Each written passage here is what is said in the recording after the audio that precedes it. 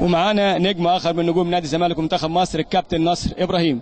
مساء الخير يا كابتن. مساء الخير، اهلا بيكم. مساء الخير على اهل الصعيد كلهم. شرفتنا مدينه راس غارب، اول زياره ليك السنه دي في راس غارب؟ النهارده اول زياره كده، جايين زياره حلوه كده زملكاويه مع اخ لينا الاستاذ جمال غالب، وقلنا صدفه ان في مباراه النهارده هي ممتعه بين اسوان وبين راس غارب، فجينا نتفرج عليها ونتمنى ان نشوف حاجه كويس كده.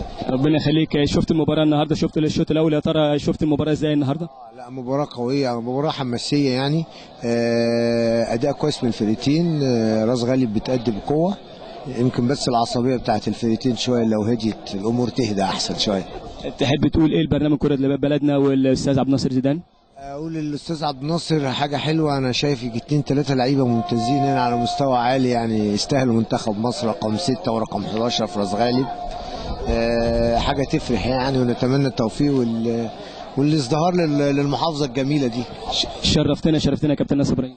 متشكر ليك.